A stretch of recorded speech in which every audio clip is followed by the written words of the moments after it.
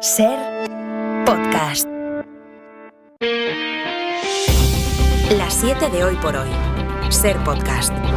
Hola, muy buenos días. China amanece blindada. El gobierno de Xi Jinping ha desplegado un extenso dispositivo policial para intentar reprimir las manifestaciones de sus ciudadanos contra su política de COVID-0. Después de un fin de semana histórico, con miles de personas pidiendo libertad y democracia, a esta hora el sonido de esas consignas se ha transformado en este silencio. Así suena ahora mismo lo que hace solo 2 días sonaba así.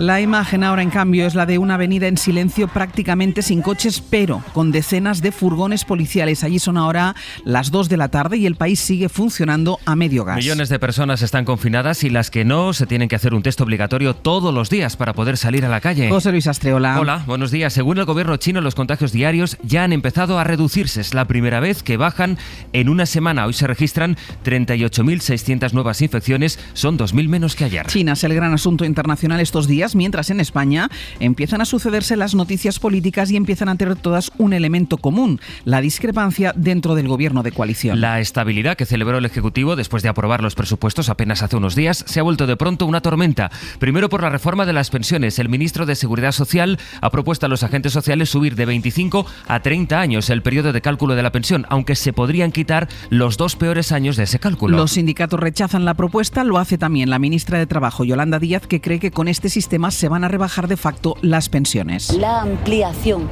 del cálculo de la base reguladora a 30 años es un endurecimiento en el acceso a la jubilación que nosotros no podemos compartir. La reforma de las pensiones que hay que mandar a Bruselas antes de que acabe el año es lo más urgente y lo más sensible, pero no es lo único en lo que discrepa el gobierno. Hoy mismo debía salir del Consejo de Ministros una ley que es clave. La ley de familias contempla, por ejemplo, permisos de hasta 9 años para cuidar, de hasta 9 días para cuidar a familiares. Pero no va a salir adelante ahora, no saldrá hoy de la mesa del Consejo. Presidencia frena de momento ese proyecto de derechos sociales. Lo anunció anoche en Hora 25 Pablo Iglesias. El Partido Socialista quiere dar codazos al socio en este nuevo año electoral que inicia. Mañana estaba pactado que fuera al Consejo de Ministros la ley de familias y el Partido Socialista tampoco deja que vaya.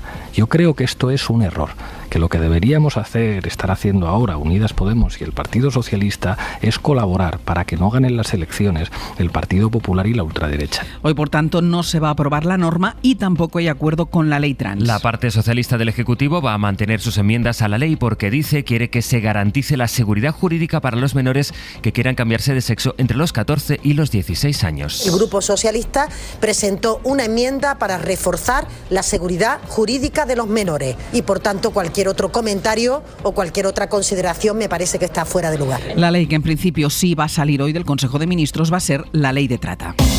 Si el Consejo de Ministros será uno de los escenarios de este martes que empieza, el otro va a ser el Tribunal Supremo, que se va a pronunciar sobre las rebajas de penas y excarcelaciones a delincuentes sexuales por la ley del solo sí es sí. El alto tribunal ya ha dejado claro que va a revisar caso por caso. Hoy, de hecho, tiene previsto revisar la sentencia de un exjugador de la Arandina que fue absuelto después de ser condenado previamente a 38 años de cárcel.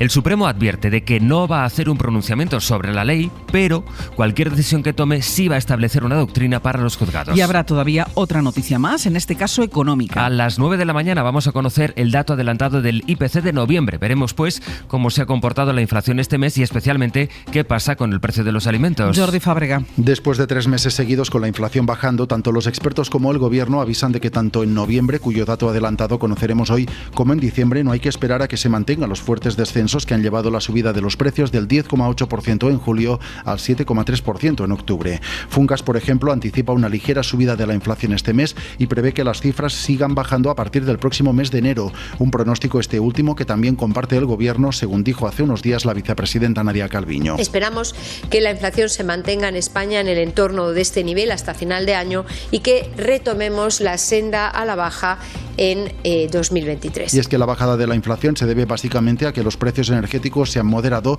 mientras que los precios de los alimentos siguen subiendo y marcando récords. Es martes, es 29 de noviembre. Si ayer les contábamos a esta misma hora que en Ucrania se estaba restableciendo el suministro eléctrico y de agua, la noticia hoy es que el país está otra vez a oscuras y sin calefacción. Ni un día le ha durado a Ucrania ese relativo alivio del frío. Zelensky contabiliza 258 ataques rusos en menos de 24 horas. Gillian Ayala, buenos días. Hola, muy buenos días. El presidente ucraniano ha anunciado esta madrugada nuevos cortes eléctricos en todo el país por el daño que han vuelto a ocasionar los misiles rusos en la red eléctrica ucraniana. Todo esto cuando se están intensificando además las nevadas y las temperaturas están bajando a una media de -3, -5 grados por la noche. Hoy, por cierto, estaba previsto que Rusia se reuniese con Estados Unidos para seguir negociando la reducción del uso de armas nucleares en el mundo, pero a última hora el Kremlin ha cambiado de opinión y ha cancelado unilateralmente la reunión. En teoría, este iba a ser el primer encuentro de este tipo entre Rusia y Estados Unidos desde la invasión a Ucrania, pero precisamente la tensión que hay en torno a la central nuclear de Zaporilla ha llevado a Rusia a replantearse las cosas. Rusia, que por cierto desmiente que se esté planteando sacar a su ejército de la central. Vamos hasta Moscú. Desde allí informa para la SER Javier González Cuesta. Era un paso importante para descongelar las relaciones entre Estados Unidos y Rusia, pero tendrá que esperar. El Kremlin canceló ayer la esperada reunión del Cairo sobre el Tratado de Reducción de Armas Estratégicas New START. El encuentro comenzaba hoy y era el primero en persona entre ambos países desde que comenzó la guerra. El Ministerio de Exteriores ruso no ha dado explicaciones y solo promete proponer otras fechas próximamente. Washington, por su parte, mostró cautela y aseguró estar listo para reunirse lo más pronto posible. Se trataba de una cita técnica. La Comisión Consultiva Bilateral del Tratado tenía que abordar la reanudación de la inspección de los arsenales rusos y contestar algunas dudas sobre el uso convencional o nuclear de unos misiles estadounidenses. Las inspecciones se suspendieron con el inicio de la pandemia en 2020, y Moscú cree que son un capricho de Washington, pese a que son una parte vital del tratado. Al Banco Central Europeo le preocupa el impacto que está teniendo la inflación en la brecha social que hay entre ricos y pobres. Que en estos momentos es la mayor que ha habido en toda Europa desde que existe el euro. Al Banco Central Europeo le preocupa, sí, que los pobres estén siendo cada vez más pobres, pero lo paradójico es que el organismo no está a favor de subir los salarios para equipararlos precisamente a la inflación. Según Christine Lagarde, esto solo dispararía aún más la inflación. Corresponsal en Bruselas, Griselda Pastor. Que esto iba a ser largo ya se sabía, pero Lagarde afirma que el impacto entre los que tienen que gastarse todo lo que cobran en comida, electricidad y gasolina y los que van sobrados es la diferencia entre grupos sociales más grande que se ha dado nunca a nivel europeo. La diferencia de impacto por la inflación entre quienes invierten todo su presupuesto en gastos cotidianos y los que tienen de sobra es la más grande que se ha vivido nunca.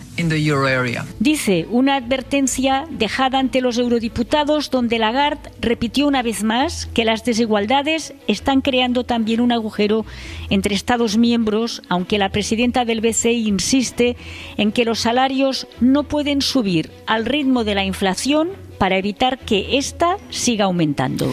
Y mientras se agudizan esas diferencias sociales, mientras los ricos se hacen cada día más ricos y los pobres son cada vez más pobres, la banca en España se rebela contra el impuesto que les va a imponer el gobierno a sus beneficios extraordinarios. Directivos del BBVA, el Santander o Sabadell aseguran que este impuesto va a frenar el crecimiento económico. Y Bankinter e Ibercaja anuncian incluso que van a llevar esta medida del gobierno a los tribunales. Lo confirmaba María Dolores de Ancausa, la consejera delegada de Bankinter. La pregunta de si vamos a recurrirlo al día siguiente de pagarlo, vamos, pero sin ninguna duda. Yo lo tengo clarísimo, vamos, lo vamos a hacer porque nos parece un impuesto injusto, discriminatorio y confiscatorio. Del exterior, Irlanda multa a la matriz de Facebook e Instagram Meta con 265 millones de euros por deficiencias en la protección de datos de sus usuarios. En concreto, lo hace por la filtración de datos personales de más de 500 millones de usuarios. La Comisión de Protección de Datos de Irlanda mantiene abierta desde abril del año pasado una investigación por las prácticas dudosas que la empresa de Mark Zuckerberg está haciendo a la hora de guardar los datos personales de sus usuarios. ¿Y en la agenda europea? Hoy está previsto que el Parlamento analice el espionaje mediante el sistema Pegasus en España. Va a ser una sesión monográfica sobre la situación en nuestro país y va a participar además la directora del Centro Nacional de Inteligencia, Esperanza Casteleiro.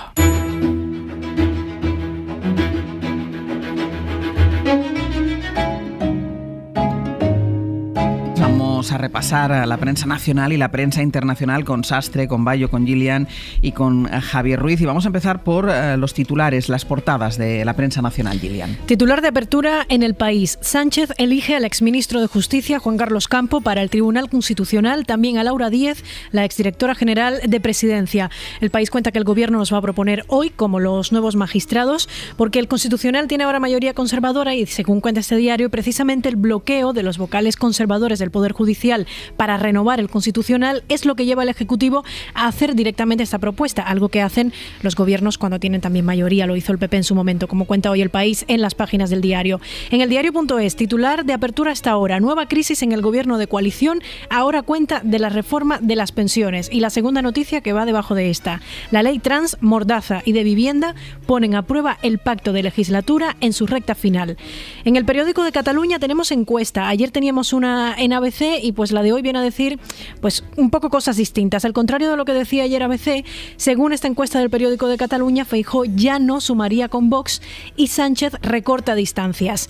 Ayer en la encuesta veíamos que PP y Vox sumaban una amplísima mayoría absoluta de 182 escaños, pues hoy el periódico dice que aunque el PP ganaría, según esta encuesta, las elecciones, no llegaría a sumar con Vox. Además, el 57% de los españoles atribuye a la ministra Montero el fiasco por la ley del solo sí es sí, y en El Mundo leemos que Hacienda obliga al rey emérito a pagar por el regalo de cacerías. La agencia tributaria, dice este diario, que reactivó la inspección tras la visita del rey a San Censo, y concluye el último caso de Juan Carlos I con un acuerdo por los vuelos y las dádivas tras su abdicación. Titulares de la prensa internacional, Bayón. En el Financial Times hablan de cómo las protestas ponen a prueba el mito de la infalibilidad de Xi Jinping. La economía de China no puede soportar mucho más tiempo la política del COVID-0, pero poner fin a los confinamientos ahora desataría el caos sanitario, concluye el Economist. Un tercio de los alemanes desprecia la democracia representativa, dice Die Welt. Prefieren el criterio de los expertos o las decisiones por referendo a la política parlamentaria.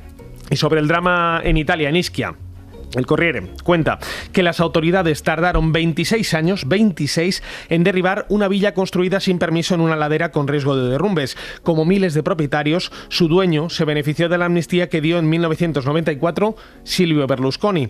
Y a estas viviendas ilegales les ha esperado durante años juicios y posteriores decisiones de las autoridades. Finalmente, los tribunales lograron ejecutar el derribo en 2021, como decimos, más de un cuarto siglo después de que fuera construida ilegalmente. ¿Qué has encontrado en la prensa económica, Sastre? Pues mira, esta contraportada tan interesante de 5 días dice: el teletrabajo no ha venido para quedarse en España, es 3 veces menos que en Irlanda, según los datos de Eurostat.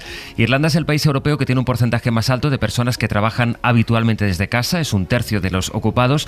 En Dinamarca el porcentaje asciende al 18% y cuando se amplía esa categoría a quienes trabajan desde casa, a veces, cuenta 5 días, en España el porcentaje se eleva al 15%, es todavía, por tanto, muy por debajo del país con mayor proporción, que es Irlanda. Y este dato, los países del sur de Europa también destacamos por los elevados porcentajes que tenemos de empleo en horarios atípico, sobre todo los fines de semana. Grecia representa un caso extremo con un 40% de todos los ocupados que trabajan habitualmente en sábado y en domingo, seguida de Italia, Francia y España. Hoy en la contra de 5 días. Debe ser cosa mediterránea. Sí, eso será el mar. La importancia de los abrazos, ¿no? Os voy a decir cuántos abrazos necesitáis al día para ser felices. Díselo a Ángeles. Si tenéis niños pequeños, ¿cuántos necesitan para crecer saludables? Según la psicología, es una noticia que me he encontrado en el debate, dice que un niño necesita 12 abrazos al día para crecer feliz. Javi, toma nota. Yo doy más de 12. Seguro. Vosotros no, pero... Además, desde que nacen y sobre todo los que nacen prematuros necesitan el doble y los adultos necesitamos como media entre 6 y 8 abrazos al día para ser felices. Ahora cuando acabemos nos abrazamos todos. Abrazos le dan a Melissa Highsmith. Desapareció hace 51 años en Texas. Se cree que fue secuestrada por su niñera y criada como Melanie. 51 años, ¿eh? La policía se ha pasado medio siglo buscándola, pero ha sido una genealogista aficionada la que, gracias a un test casero de ADN y un certificado viejo de matrimonio, ha dado con ella y ha podido reunirla con su familia. Una mancha en la espalda de nacimiento parece certificar que es quien los padres pensaban había desaparecido por completo hace ya medio siglo. 51 años Así desaparecida. Lo más visto. Si tenéis que hacer la colada, en la web en cadenaser.com nos explican la razón por la que no debería secar la ropa sobre el radiador. Y y lo que realmente tendríamos que hacer. No os lo explico, si lo queréis. Porque yo pongo las toallas en la web. Pues justo eso es lo que... Vaya, por Dios. Justo eso es lo que no hay que hacer. Y luego la bochornosa actitud de Omar Montes y sus amigos en un cine, maleducados, gamberros y molestos. No solo hicieron gala de muy mala educación en el cine, sino que además lo pusieron en Instagram para demostrar, bueno, pues lo divertidos que son molestando al resto de personas que estaban en el cine. ¿Por qué nos sorprende? Y nuestra recomendación cultural del día, que está hoy muy pegada a la actualidad, porque si usted quiere disfrutar del arte ucraniano, lo puede hacer en el Museo Thyssen de Madrid. Es una recomendación de Dani de la Fuente. Una de las comisarias, Katia Denisova, recomienda la exposición para conocer la diversidad artística de Ucrania, toda su cultura. Su presidente, Volodymyr Zelensky, nos la recomienda y agradece al Thyssen la exposición por mostrar lo que Rusia ha tratado de destruir siempre y ahora a través de la guerra. La identidad ucraniana propia, ha subrayado el embajador en España. Una identidad muy conectada a la europea, en una exposición que les va a mostrar, dice Zelensky, por qué tienen que visitar nuestro país cuando recuperemos la paz. En el ojo del huracán, Vanguardia en Ucrania, es una exposición excepcional. Por el modo en que se ha ejecutado y el tiempo brevísimo en que se ha ejecutado. Las obras han salido del país por primera vez en su historia, de una Ucrania en guerra, expoliada por los rusos, ha explicado el director del museo, Guillermo Solana. Dibujos, pinturas, collage, diseños teatrales, música, cine, de un periodo entre 1900 y 1930 de represión estalinista contra la intelectualidad ucraniana. Como entonces ha zanjado Zelensky, el arte debe ganar. Para no perderte ningún episodio, síguenos en la aplicación o la web de la SER, Podium Podcast o tu plataforma de audio favorita. Cadena SER. La radio.